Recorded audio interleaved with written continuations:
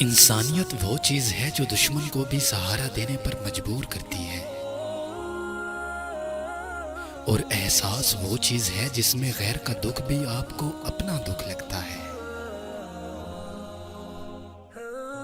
जिस शख्स पर आपको अंधा एतमाद हो, वही शख्स आपको सबक देकर चला जाता है कि आप वाकई अंधे हैं। आजकल जरूरत तय करती है कि लहजा कितना मीठा रखना है। कदर हो ही जाती है पर वक्त निकल जाता है। ताल्लुक और ज़र्फ का पता ताल्लुक के बिगड़ने पर चलता है।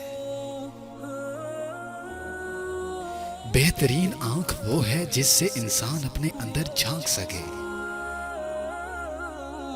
इंसान के हालात अच्छे हो जाएं तो लोग भी अच्छे हो जाते हैं।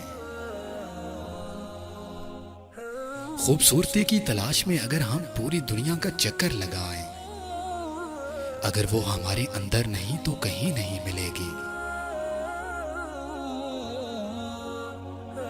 इंसान को दुख नहीं बल्कि दुख में अपनों के रवैये तोड़ देते हैं।